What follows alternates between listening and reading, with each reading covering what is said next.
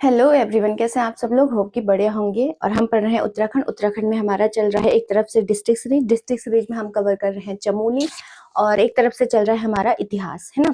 तो चमोली ऑलमोस्ट हमारा खत्म होने वाला है, इतिहास अभी हमारा बहुत कुछ बाकी रह जाता है ना। तो लगभग 8-9 क्लासेस में इतिहास की अपलोड कर चुकी हूँ, और आज भी हम देखेंगे। अभी कुछ सारे वंश होंगे, तो अभी इतिहास जो है वो थोड़ा सा लंबा जाने वाला है। तो चलते हैं, शुरू करते हैं, और लास्ट में आपको एक मैं इंटरेस्टिंग कहानी भी जो है इतिहास के बारे में बताऊंगी, है ना। तो चलिए फिर शुरू करते हैं, और ले लेते हैं अपना व्हाइट बोर्ड। तो हम पढ़ रहे हैं यूके क्या, हिस्ट्री। हम पढ़ रहे हैं हिस्ट्री, और हिस्ट्री में जो है हमारी लगभग कितनी क्लासेस हो गई हैं, हमारी हो गई हैं 9 क्लासेस, जो है शायद 8 या 9 क्लासेस मैं अपलोड कर चुकी हूँ, है ना।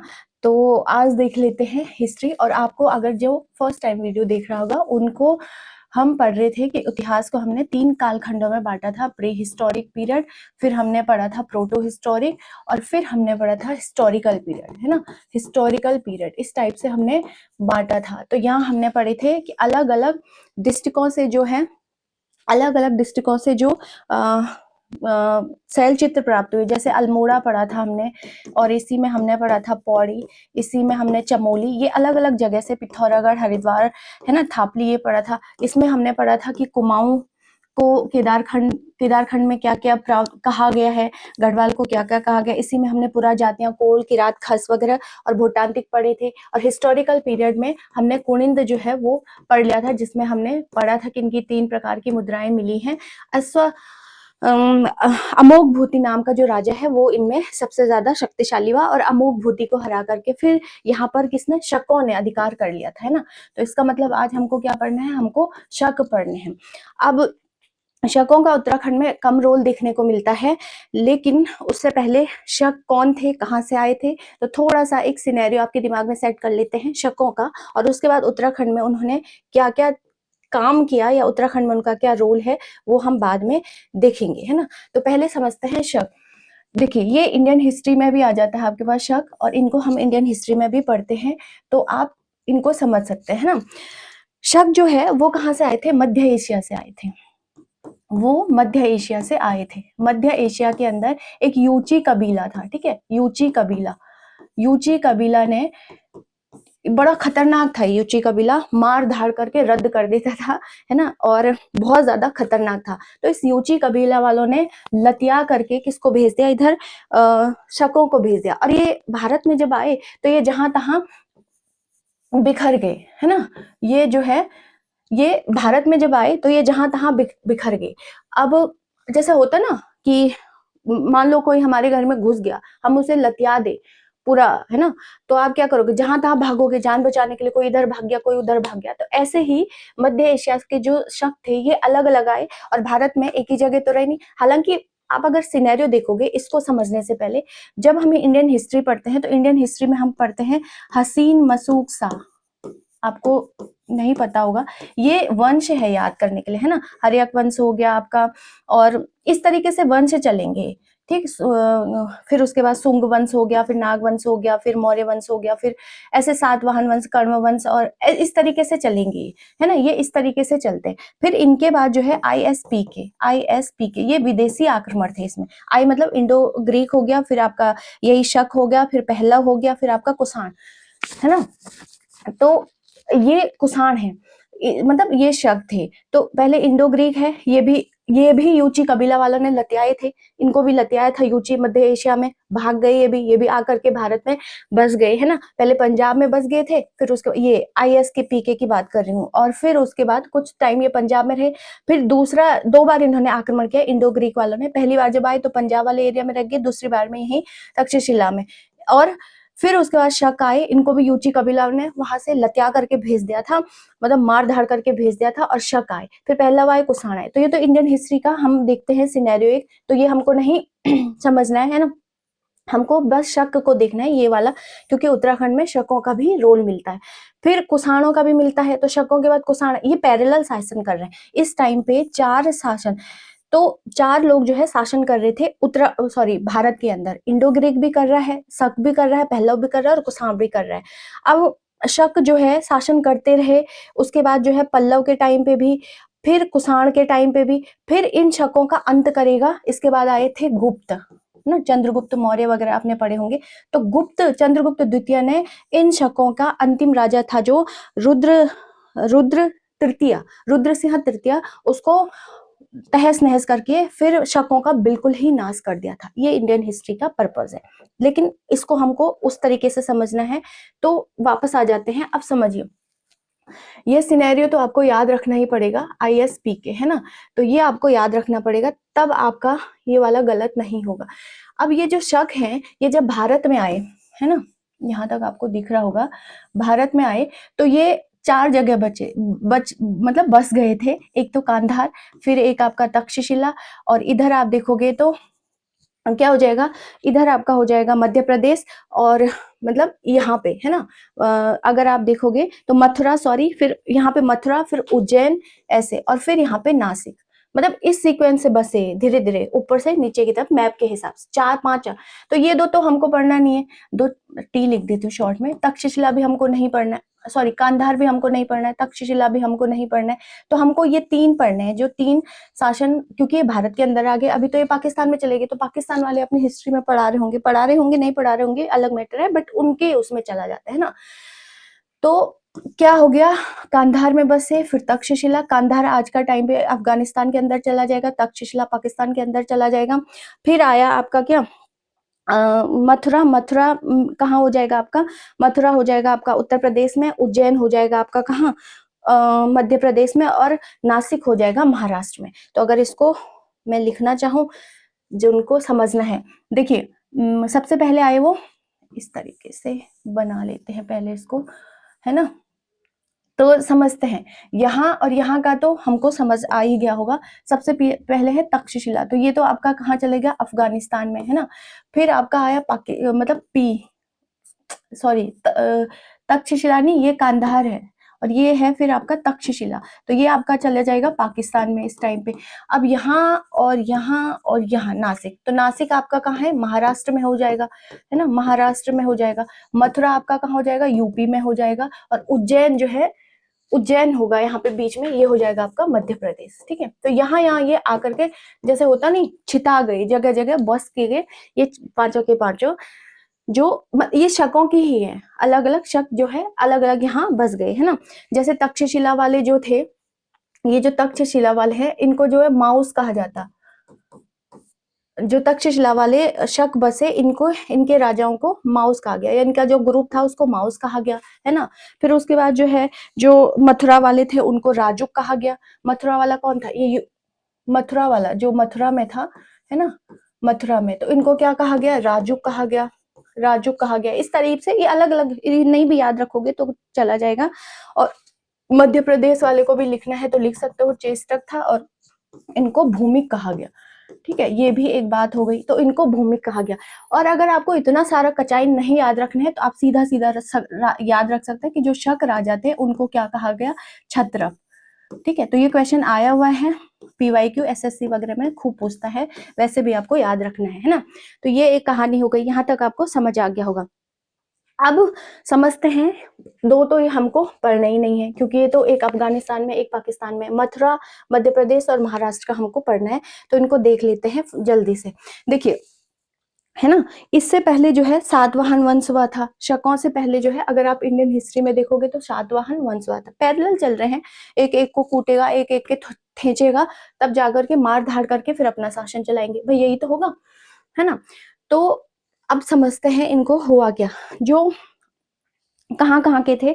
देखिए, जो नासिक वाला था, पहले हम तीनों को ही लिख लेते हैं। सबसे पहले 2 तो हम छोड़ देते हैं, क्योंकि एक पाकिस्तान में चला गया, एक आपका कहाँ चला गया, दूसरा पेन ले लेते हैं अगर आपको नहीं दिख रहा होगा, और तीसरा जो है ये देख लेते हैं, है ना। तो सबसे पहले है, सबसे ऊपर वाला था मथुरा, है ना, मथुरा थोड़ा यूपी में पड़ेगा, है ना। मथुरा कहाँ पड़ेगा, यूपी में पड़ेगा। फिर आपका आ जाएगा उज्जैन, ये कहाँ पड़ेगा आपका, MP में पड़ेगा। और फिर आपका आ जाएगा नासिक, ये पड़ेगा महाराष्ट्र में, महाराष्ट्र। अब समझते हैं, यहाँ ये बसे थे, तो भाई कोई ना कोई हमारे यहाँ का भी तो राजा होगा जो इनको धोएगा, तो जो नासिक में जो मतलब शक रह रहे थे, इनको जो नासा मतलब इनको जो कूटा वो किया सातवाहन का एक राजा था, सातवाहन वंश का। अगर आपने हिस्ट्री पढ़ी होगी तो आपको और अच्छे से समझ आएगा। सातवाहन वंश में एक राजा था गौतमीपुत्र सातकर्णी, जीपीएस, ठीक है, शॉर्ट में लिख रही हूँ, गौतमीपुत्र सातकर्णी। इतना खतरनाक था, इसने इसको धो दिया। किसको? जो नासिक का शक था, जो नासिकों में जो मेन लीडर रहा होगा, और वो लीडर था आपका कौन? इसको हरा दिया सातवाहन ने, गौतमीपुत्र सातकर्णी ने। और यहाँ का जो लीडर था उस समय शकों का, वो था नौ से नासिक, नौ से नहपान, ठीक है। तो नहपान को किसने हरा दिया? गौतमीपुत्र सातकर्णी ने ऐसा थेचा, ऐसा कूटा कि नहपान जो है उसको हरा दिया। और हराने के बाद इसने क्या कर दिया? हरा दिया। उसके बाद इसी में इस सातवाहन वंश का में ही गौतमीपुत्र सातकर्णी का बेटा था कौन? वशिष्ठी पुत्र पुल्लुवामी। कौन था? वशिष्ठी पुत्र पुल्लुवामी। तो वशिष्ठी पुत्र पुल्लुवामी ये बड़ा योग्य था, उसका पिता। इसने सोचा अगर मेरे पिता इसको थूर सकते हैं, किसको? नहपान को कूट सकते हैं, तो मैं भी तो योग्य हूँ, मैं भी तो उन्हीं का बेटा हूँ, मैं भी तो कूटूंगा। तो ये चला गया उज्जैन का जो उस समय शकों का राजा था, रुद्रदामन। रुद्रदामन, ठीक है, रुद्रदामन। तो ये चले गया इसको लतियाने के लिए। मेरे पिता ने किसको मारा? नहपान को, जो कहाँ पे था? नासिक में था, थोड़ दिया, मैं भी जा सकता हूँ, रुद्रदामन। लेकिन रुद्रदामन इतना शक्तिशाली था कि उसने इसको ही थोड़ दिया, है ना, इसको ही खींच दिया। किसको? रुद्रदामन को। जैसे मसाला होता है ना पीसना, ऐसे पीस दिया रुद्रदामन ने, और इसको हटा, क्योंकि ये योग्य नहीं था। वशिष्ठ पुत्र पुल्लुवामी, भाई जरूरी थोड़ी है कि पिता अगर योग्य है तो पुत्र भी योग्य हो, ऐसा तो कहीं है नहीं। तो ये हो गया, ये थोड़ दिया रुद्रदामन ने। और रुद्रदामन ने जब इसको खींचा, ठीक है, तो रुद्रदामन ने किसको हरा दिया था? जीपीए। किसको हरा दिया? रुद्रदामन ने किसको? मतलब वशिष्ठ पुत्र पुल्लुवामी को हरा दिया। और फिर उसने, अच्छा अब समझते हैं, ये रुद्रदामन है। इसमें एक और क्वेश्चन आता है, ये हिस्ट्री के हिसाब से आप देखोगे, जो ये वाला हिस्सा आपको यहाँ तक शायद होप दिख रहा होगा। देखिए ये जो नीचे वाला हिस्सा है इसको कहा जाता है सौराष्ट्र, है ना, सौराष्ट्र। गुजरात का नीचे वाला हिस्सा सौराष्ट्र, ऊपर वाला कहा जाता है कच्छ। तो यहाँ सौराष्ट्र में एक झील थी ठीक है, उसका पुनर्निर्माण किसने किया? रुद्रदामन ने करा दिया था, है ना।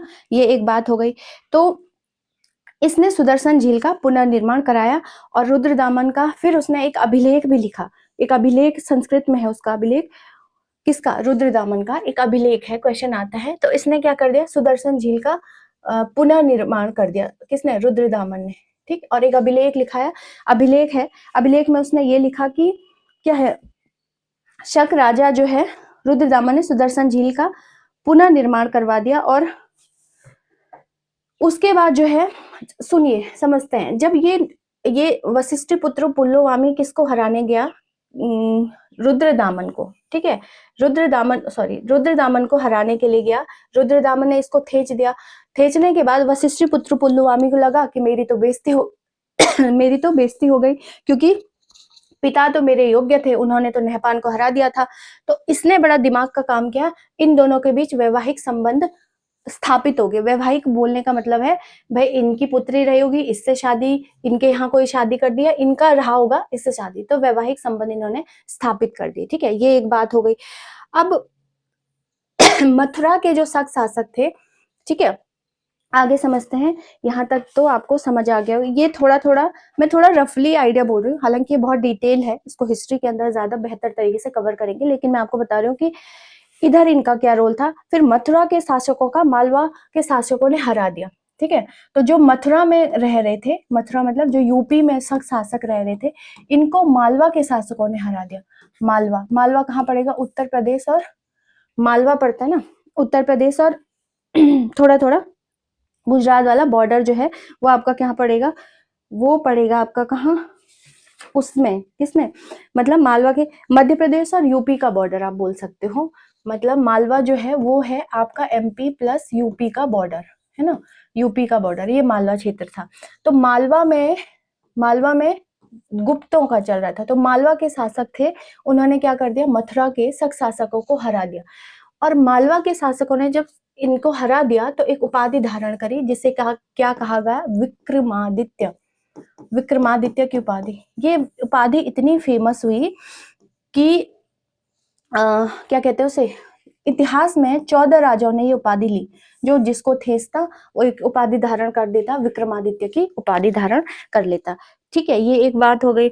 और फिर इन्होंने एक कैलेंडर चलाया। जब मालवा के शासकों ने मथुरा के शक शासकों को, मथुरा में तो शक रह रहे थे ना, तो मालवा के शासकों ने जब किसको हरा दिया, मथुरा के शक शासकों को हरा दिया, तो एक उपाधि भी धारण करी विक्रमादित्य की, और साथ में अपना एक कैलेंडर चलाया 57 बिफोर क्राइस्ट वाला, बीसी, है ना। तो एक कैलेंडर भी इन्होंने क्या कर दिया, चला दिया, और विक्रमादित्य की उपाधि धारण करी। अब इन शकों का, जब हमने अभी मैंने आपको बताया था ISPK ऐसा चलता है ना, तो ये जो शक थे ये किसके समय, पल्लव के समय भी रहे, कुषाण के समय भी रहे, इसके बाद गुप्त आया, और गुप्तों में एक राजा हुआ चंद्रगुप्त द्वितीय। चंद्रगुप्त द्वितीय, चंद्रगुप्त द्वितीय ने इन शकों का सर्वनाश कर दिया। उसके बाद शक रहे नहीं, सॉरी शक, उसके बाद शक रहे नहीं, क्योंकि चंद्रगुप्त द्वितीय, और इसने भी एक उपाधि धारण करी चंद्रगुप्त द्वितीय ने, कौन, वही विक्रमादित्य की। ठीक है, ये एक बात हो गई। आगे देखते हैं इसी में, और एक शकारी, शकारी की उपाधि भी इसने धारण करी थी चंद्रगुप्त। शकारी भी इसे कहा जाता है, आया क्वेश्चन है। शकारी, शकारी मतलब शत्रुओं का नाश करने वाला। ठीक है, शकारी मतलब शत्रुओं का नाश करने वाला, का नाश करने वाला। ठीक है, नाश करने वाला। तो ये एक बात हो गई। चलिए आगे देखते हैं।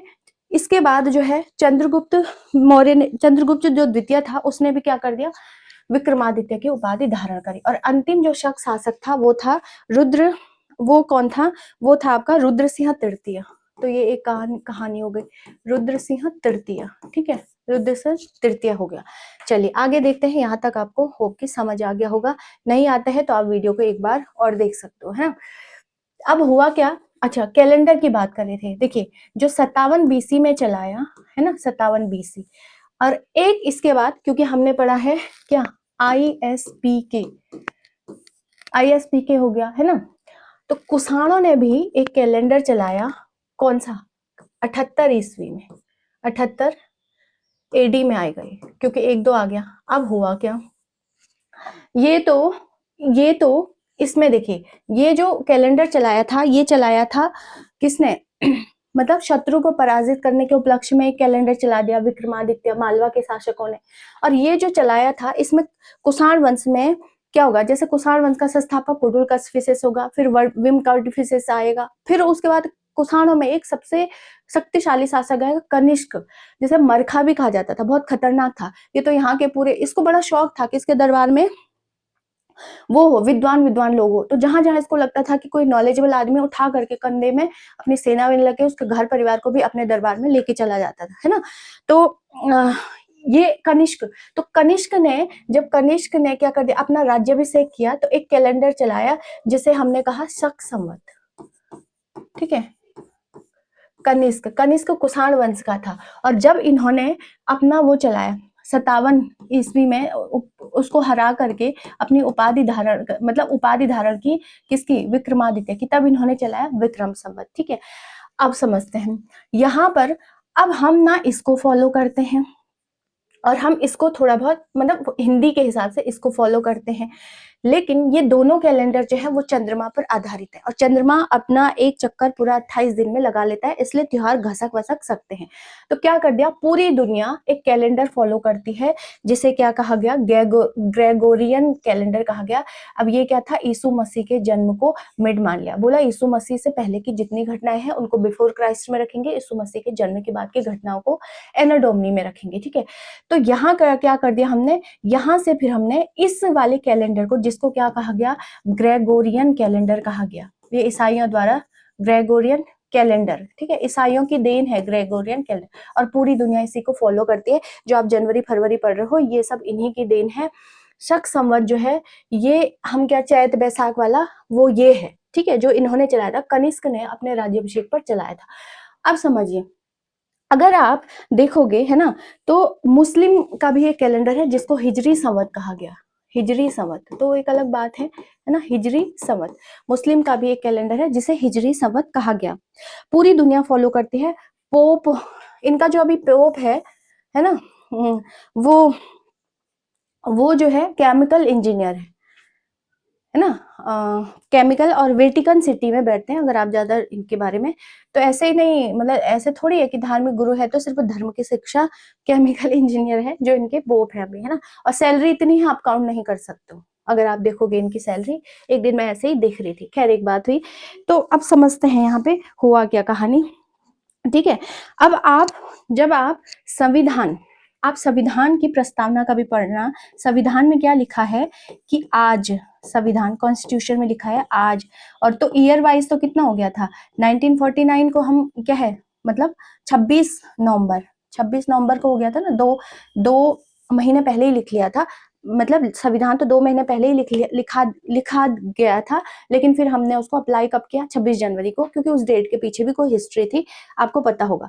तो इसमें लिखा गया है, अगर आप प्रस्तावना पढ़ोगे, आज 26 नवंबर 1949, और अगर आप उसी के आगे ब्रैकेट में देखोगे तो वहां लिखा है मिति मार्गशीर्ष शुक्ल सप्तमी, क्या लिखा है 2006, है ना, क्या लिखा है मिति मार्गशीर्ष, है ना, मिति मार्गशीर्ष शुक्ल सप्तमी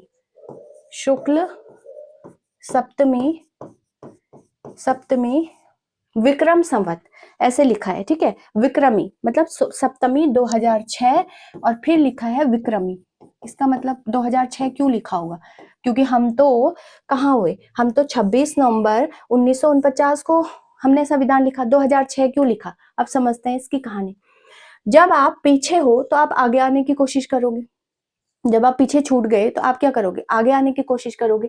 तो सॉरी, जब भी आपको इस डेट को, यानी कि अगर हमको 57 हम पीछे छूटे हैं तो प्लस करेंगे, और जब हम आगे चले गए हैं तो उसके इक्वल, किसी के इक्वल आने के लिए हमको रुकना पड़ेगा, ठहरना। भाई आप आगे चले गए और कोई पीछे से आ रहा है तो आपको क्या करना पड़ेगा, वहां रुकना पड़ेगा, है ना, रुकना पड़ेगा या पीछे आना पड़ेगा। जितना आप आगे गए उतना पीछे आना पड़ेगा किसी एक चीज को, और जो पीछे है उसको आगे आना पड़ेगा।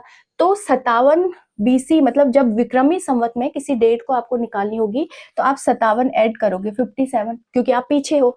और जब आपको शक संवत में निकालना है, आप आगे चले गए हो, तो आपको उतना 78 माइनस करना पड़ेगा। समझते हैं कहानी को आगे। अब यहाँ क्या है, यानी कि आप 1949 में हो, है ना, तो आपको क्या करना पड़ेगा, 1949 में हो तो आपको इसमें प्लस करना पड़ेगा कितना, 57। देखिए करिए, क्योंकि आप पीछे रह गए थे।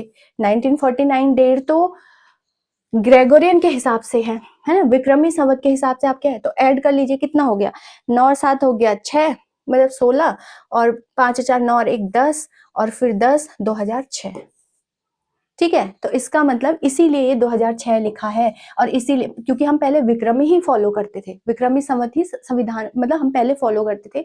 फिर जब ये कैलेंडर आया तो फिर हमने इसको, अब पूरी दुनिया इसी को फॉलो कर रही है ना। और सपोज करो आज क्या है, अगर आप इसको ऐसे भी निकाल सकते हो, ये तो आपको समझ आ गया होगा। अभी चल रहा है 2026, है ना, अभी क्या चल रहा है, 2026 चल रहा है। अगर मैं इसे बोलूं कि आपको, अगर हम विक्रमी के हिसाब से देखें तो हम कहाँ होंगे, तो हमको क्या करना पड़ेगा, 26 में कितना ऐड करना पड़ेगा, 57 विक्रमी के हिसाब से, क्योंकि हम तो इस डेट को मान रहे हैं, है ना। तो कितना होगा, 7 6 13, है ना, और 57 है, 5 2 7, 1 8, और फिर 0 2, यानी कि 20 83। अभी आप कैलेंडर देखना, जो पंचांग वगैरह होगा उसमें विक्रमी संवत लिखा होगा 2083 सॉरी, है ना। लेकिन अगर मैं बोलूं इसे शक संवत में निकालो, तब आपको क्या करना पड़ेगा, 2026 में कितना कम करना पड़ेगा, 78, क्योंकि आप आगे हो तो आपको पीछे आना पड़ेगा, माइनस करना पड़ेगा। तो 16 में से 8 गया 8, यहाँ पे बचा 1, 11 में से 7 गया, 8 9 10 11, 4 हो गया, और ये हो जाएगा, है ना। तो उस हिसाब से, मतलब आप पीछे हो, यहाँ जब आप आगे चले गए हो तो आपको पीछे आना है, और जब आप पीछे हो तो आपको आगे आना है। तो अब आपको कैलेंडर निकालना भी आ गया। हम जो है, मतलब जो चैत बैसाख जेठ आषाढ़ वाला चलता है वो शक संवत पे चलता है। अब शक संवत शकों ने नहीं चलाया था, शक संवत कुषाणों ने चलाया था, लेकिन शक जो है वो संस्कृत के बड़े अच्छे जानकार थे, उनको सारी चीजें पता थी।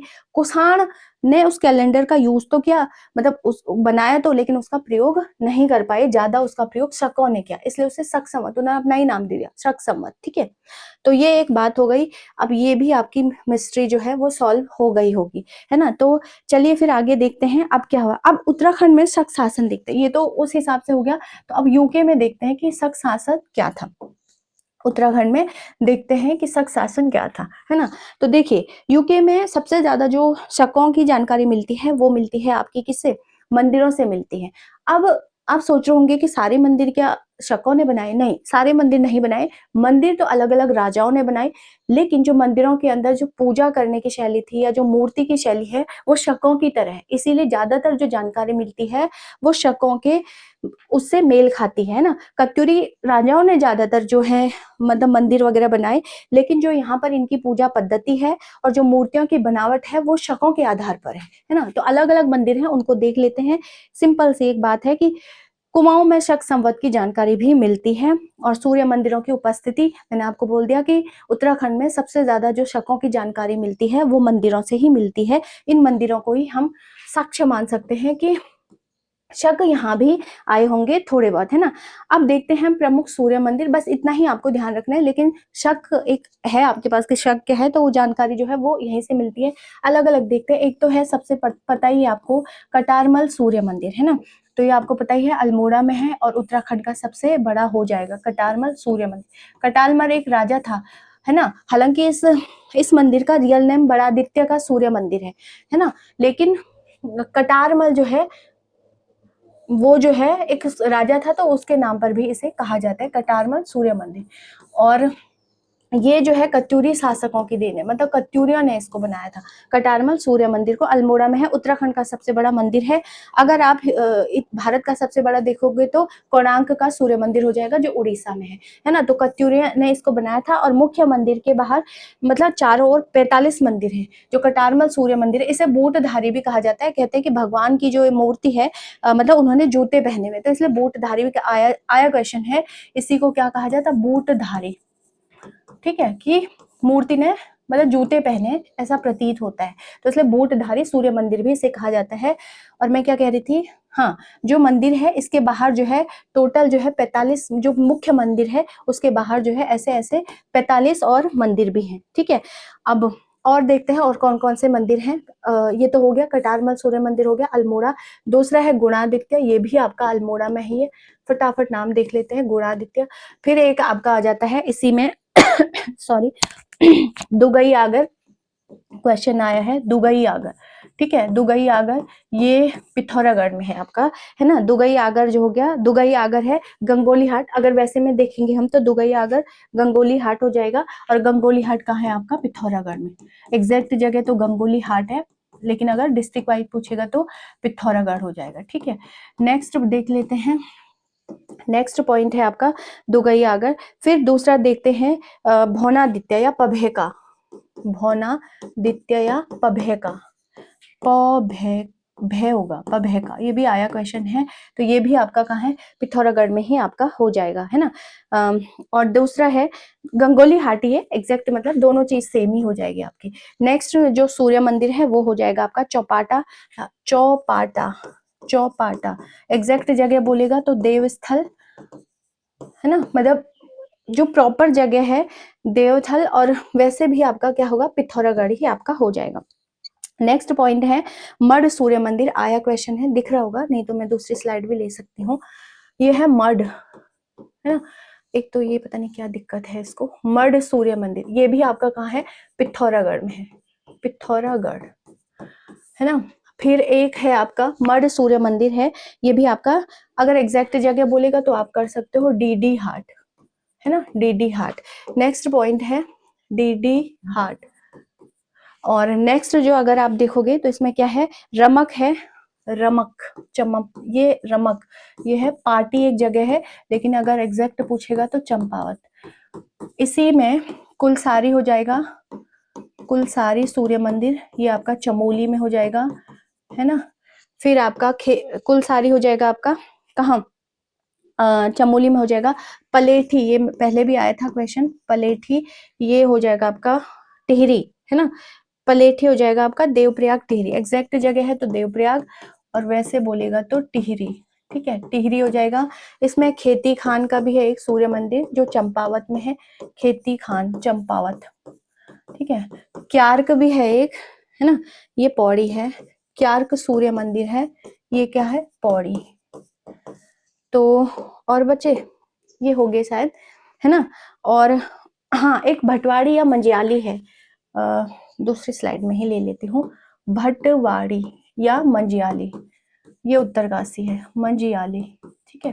तो ये है आपका उत्तरकाशी, उत्तरकाशी, ठीक। ये एक बात हो गई। दूसरा है आपका इस इतने जो, अच्छा एक है कंडारा, ये तो रुद्रप्रयाग में है, कंडारा सूर्य मंदिर, ये भी आपका रुद्रप्रयाग में है।